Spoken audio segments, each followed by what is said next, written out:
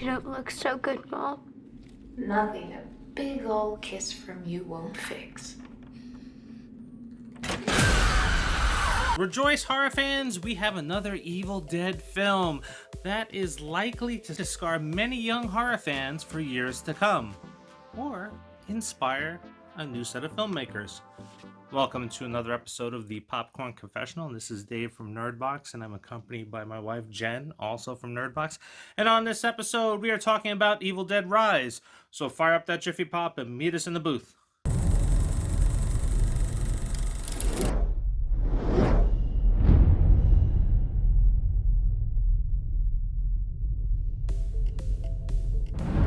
This is Brian O'Holler, and you're watching the Popcorn Confessional on the Nerdbox.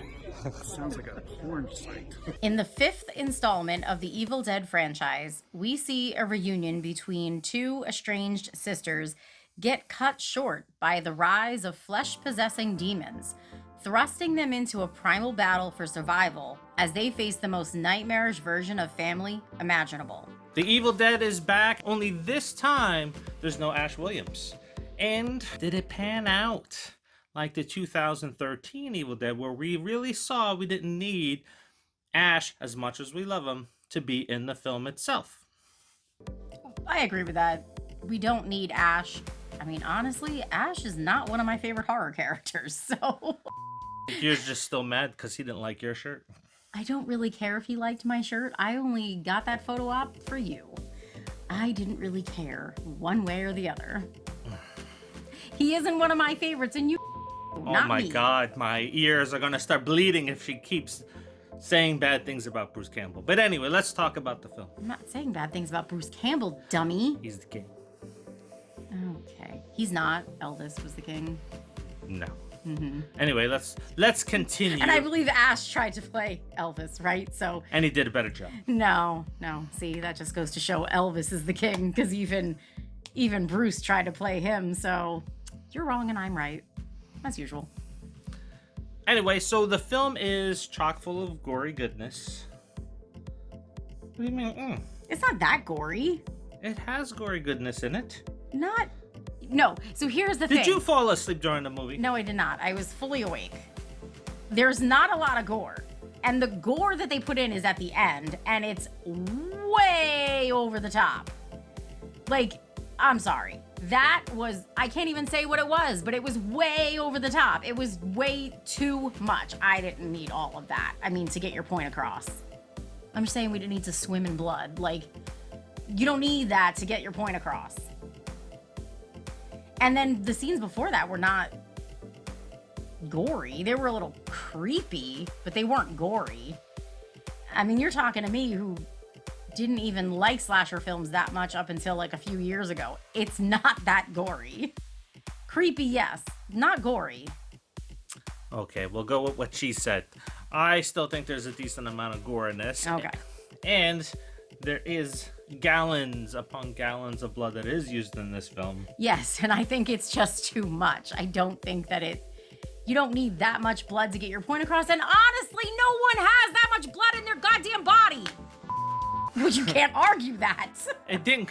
Well, I'm going to get into spoiler territory. We'll let you decide for yourself on that one. Now, it is a much darker and more creepier film within the series, I think. Yeah, and they do set that tone anyway, because they're in like this already what seems to be a very dark apartment, and then they lose electricity. So that just makes it, so then they're by candlelight. So obviously that adds to the ambiance of it. But it was a very dark apartment to begin with. There was not very bright, even in daylight. So, they did that really well. I just would have changed some stuff with the kids. That's all I'm saying. I wasn't really into the kids that much. They were okay. Yeah. The characters are kind of meh, I think, a little bit. I liked the aunt. I thought she was pretty badass. I liked the little girl. She was cute. And the mom was creepy, obviously. We know what happens to the mom. I mean, I'm not spoiling anything. She was very creepy. And that cheese grater scene, ladies, we all shave our legs. That's all I'm going to say. That's cringy. Now, before I get into where I disagree with you on one character, I will say, yes, it is definitely very creepy. It ties together the entire franchise when it comes to the variations of the Book of the Dead, the Necronomicon, which I really like because the book in this one is different as well from the other one. So it's like, oh, we got another book, and how they're going to explain it. So that was done very nicely. This book was a lot meaner. Mm-hmm. That's all I'm going to say. You'll figure it out when you watch it. The Deadites, they expanded on them as well with a massive climax of something that you probably wouldn't be expecting to come from it. I really enjoyed that. I enjoyed the intensity of some of the scenes, but where I disagree with you is the aunt. I did not really like her. Where in the 2013 Evil Dead, they proved that, hey, we don't really need Ash to continue on in the universe. We can create another great character like Mia to take on the mantle or the chainsaw and move forward. I thought Beth kind of fell short. Well, I think there's a reason for that, but I don't want to like throw that out there either. Yeah, I guess you can say that, but I think the character development on her was still a little sparse, if I would say. It was. There wasn't very good character development. There were a couple of characters that were like little side characters that I thought would have been better badasses, to be honest. I wish we had seen more with them. Yeah, there was a lot of cool side characters that they probably should have expanded the story out into that a little bit. Because, again, it's a blackout. They're in a high rise. They're possibly trapped. You know, take it outside. You know, involve all the people that are on the floor. Yeah, it was, you know, it was really sparse, right? Because, like, this earthquake happens and then all this, like, noise is happening because of the possession and all this other shit. And you only meet like two other tenants that live there, and we know that there's more. So where are they? I really think they could have had more people. Probably. Now, The Evil Dead for me, when I was a little kid, it scared the bejesus out of me. I'm talking like I'm watching a movie, grabbing the crucifix off the wall, going to sleep with it on my chest because I was scared as a kid.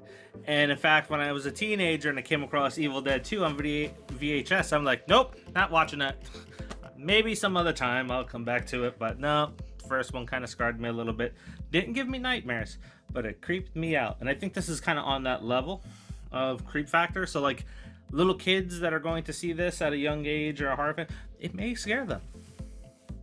Yeah, I agree that it might. And I didn't watch Evil Dead when I was a kid. I didn't watch it until I watched it with him. So I was an adult. Yeah, actually I didn't come back to Evil Dead 2 until after I seen Army of Darkness. Now, what do you rate this one? So I wouldn't go see it in the theater again. I think just because it's not a very long movie. I know exactly what to expect, and it's not going to have that same factor for me. Plus, I think it's too soon. I don't want to see it again this soon. I need some time. So I would buy it and keep it in my collection. Oh, all right.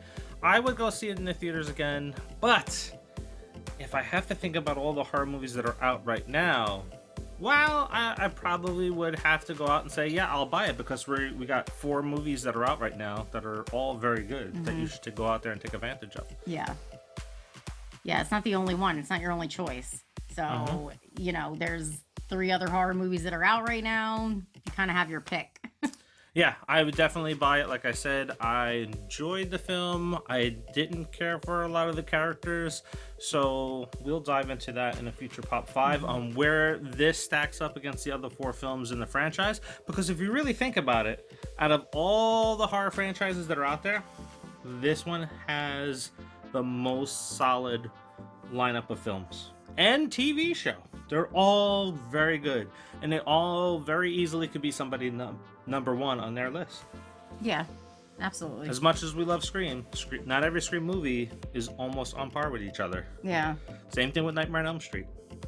And I know you Friday the 13th fans are going to argue that every single Friday the 13th film is very good. No, it's not. No. Well, they're going to argue that. Well, because, you know, some people just kind of get lost in that, like, cultness. You know what I mean? Like, they're like, oh, yeah, absolutely everyone. Listen, people, I love the Scream franchise. I love Nightmare on Elm Street. But not all of them were good. Some were shit. It's the way it is. It's what happens. So you can sit there and be like, if you're a Halloween fan, Will, you might sit there and say that every single Halloween movie was fantastic. No, it wasn't. It wasn't. I'm sorry. There were more than a couple of that one that sucked. And Friday the 13th, not every single one of those were good either. It is what it is. Yeah, as I said, Evil Dead just has to be hands down probably the best put together franchise, and that's because of Sam Raimi's involvement in every single film, whether it's behind the camera or as a producer. So he's taking care of that baby very well. Yeah, he's definitely a force to be reckoned with. Okay, something new. Jiffy Pop reviews. We're going to dabble a little bit with shorts. So we're going to drop a couple of shorts on the other films that we've seen this week. And then from the theater itself, we'll try to drop a immediate reaction to what we're seeing in under 2 minutes. So be sure to check those out when they drop. Now, before we go, don't forget, it is the quest for 5,000 subscribers where you have a chance to win a box of Strawberries and Scream cereal signed by Matthew Lillard, David Arquette, and Rose McGowan. Yes, at 4,000 subscribers, you can win the first print edition of the Ghostface Popcorn Head Bucket. And then at 3,000 subscribers, we have a bag that we will fill with some horror goodies and send it out to you. So we're very close to 3,000 subscribers, and we'd really like to give that away. Almost there. Yes. It is our second birthday. Some birthday presents there for you. Now, you can do that by Liking, subscribing, sharing, commenting, doing all of that. Yes, those little things does us independent YouTubers a great deal because it helps expand the audience that get to see the videos. So when we get those comments that say, man, you have some really good videos, why aren't you getting some of the views like some of the other channels? It's because people just need to like and drop a comment and say, hey, good, bad, indifferent, whatever. Takes less than 20 seconds. Yeah, and even if you only like watch us occasionally, you don't like all the videos, that's great. But still subscribe, right? You don't have to have your notifications turned on and get constantly bombarded with the little bell telling you there's another video that dropped, because I know we have a lot of content. But don't just like pop on once in a while and watch a video. Subscribe too, because that's what really helps. Now, every video that gets 25, 50, and 75 comments and likes, we'll give away some stuff. In fact, we announced a bunch of winners and nobody stepped forward to claim them. So we're going to have to choose a whole bunch of new winners and give out some stuff. And that took some time. Come on, people. Don't you want free posters? Yeah. I like free stuff. We got Evil Dead Rise, we got Scream, and we got a bunch of other things. And when you get something, it's usually more than just one. Yeah, we throw in a few things. We have pins and coloring books and posters. Oh my. Yeah. Anyway, until the next episode or the Jiffy Pop 2-minute short. See ya. See ya.